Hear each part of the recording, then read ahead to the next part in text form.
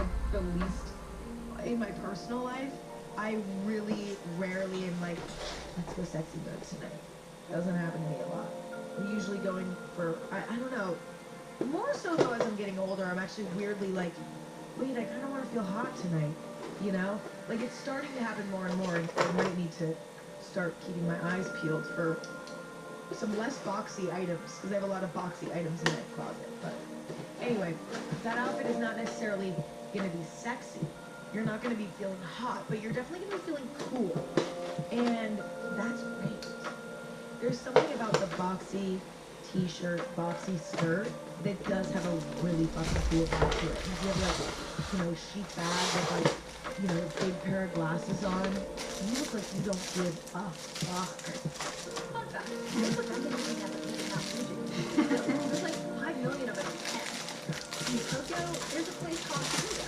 Oh my goodness. Literally the busiest place in the world. Now let's head south at 200 miles per hour till we hit Kyoto. You know, the home to this iconic 8th century shrine. All this exploring got you hungry? Maybe some ramen? Maybe a culture culture and a whole lot of culture shock to the Japan trip and sea apple on the break. Rock a kimono at a traditional monastery. Visit ancient castles, temples, and shrines.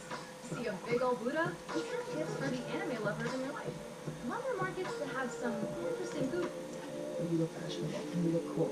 And if you're going to the airport or you're on your period, it's like, that's all you could ask for.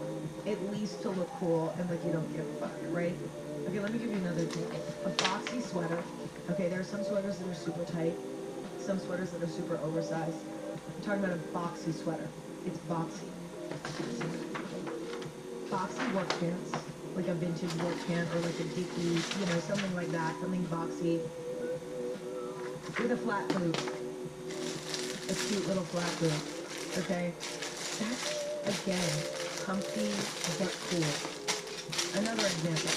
A boxy button-up sort of overshirt, right? There are button-up shirts that are supposed to be worn tight to the bottom, right? That's supposed to be the first layer, or maybe even the only layer that you wear. There are boxy button-up shirts that are meant to go on the outside of clothing. I'm talking about that type of button-up shirt, okay? Boxy button-up shirt that goes over another shirt, perhaps with a boxy pair of dressy little shorts. Maybe it's like something boxer short adjacent. Maybe it's a dress short made out of like dress pant material with a sock and a loafer. Boxy, comfy, but in this case kind of preppy and cute. There's something so satisfying to me about boxy on boxy. I'm into it. I'm into it. Okay, next. When I want to wear a bit of color, but I don't have the time or energy to figure out a complex color palette, and by complex color palette I mean like, okay, I'm going to wear all earth tones, like I'm going to do mossy green with brown, but also with black, and then I'm going to do like a pop of burnt orange, and it's going to kind of feel like, you know, mossy and earthy. Or if I'm like, okay, I think I want to do like, I don't know, I want to do a yellow, I want to wear a yellow raincoat, but like I also kind of want to integrate like pale blue, and then I want my base of the outfit to be black and white, but also like, wait, maybe I want to have like a little bit of green, okay, maybe I want to, like, coming up with a color palette that's cohesive and makes sense and has sort of a vision to it can sometimes take time and a bit of playing around, and we don't always have time for that, right? So when I want to wear color, and I want to wear multiple colors, like I don't just want a pop of color, like black and white with the pop of red, or with the pop of olive green, or blue, or whatever, like I described earlier. Primary colors. Start with the primary colors. There's something about red, blue, and yellow that just feels well-rounded, and it always works. And an important message that I need to make clear is, when I say primary colors, I'm not talking about, like, classic bright red and royal blue and mustard yellow, okay? I'm talking about these colors in any shade that you want, actually, ideally, in more subtle shades, okay? Like, for example, I have a few different kinds of red in my closet.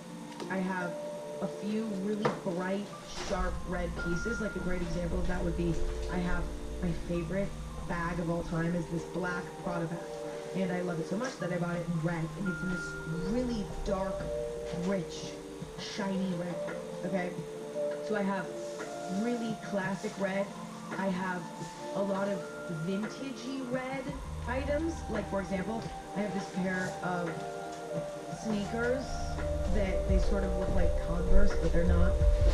They're like a little bit more square looking. They look like a low top Converse, but they're not. And they came in this sort of washed red color. Like they already look pre-worn in. I also have a zip-up hoodie that's vintage, and it's been washed a bazillion times and it's red. That's another example of a red that I have, right? I also have bright red cardigans that are not quite as bright as my red purse that I described earlier, but still pretty bright. But because they're knit, they look a bit softer. I have a lot of maroon in my closet, darker, you know, richer, more brown reds. I have a lot of different reds going on. With yellow, same thing. I have some really bright yellow things. Like I have a yellow raincoat. I finally got a yellow raincoat because I have been dreaming of owning a yellow raincoat for like a year now. And I finally found the right one. So I have a bright yellow raincoat. But I also have a pair of butter yellow sneakers. And I have a lot of butter yellow basic tops.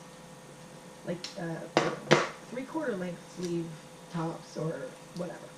With blue, I have dark blue like navy, I have pale blue, I have grayish blue, I have vintagey looking blue, I have, you know, a sharp classic blue that's not quite royal blue, but like whatever.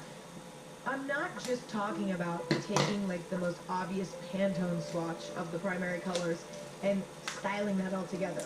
That's not what I'm saying. In fact, I would advise against that. You know what I mean? I think that's a little bit too... What if you could start an affordable college education without stopping everything else? You would go further in life. Northern Virginia Community College. Stop at nothing. Get started at go.nvcc.edu.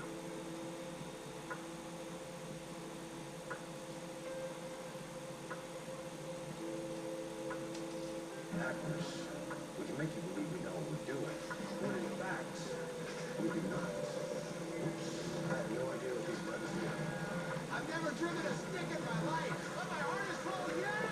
Oh, Mr. Solar, because I have no idea what I'm doing. I'll do what Aero does, using AI to build a logo, website, and social content. Using goggins goggle glasses. Because if your goggles ain't goggins, they don't belong on your noggins.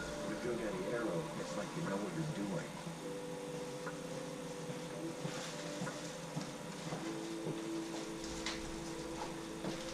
That's a lot.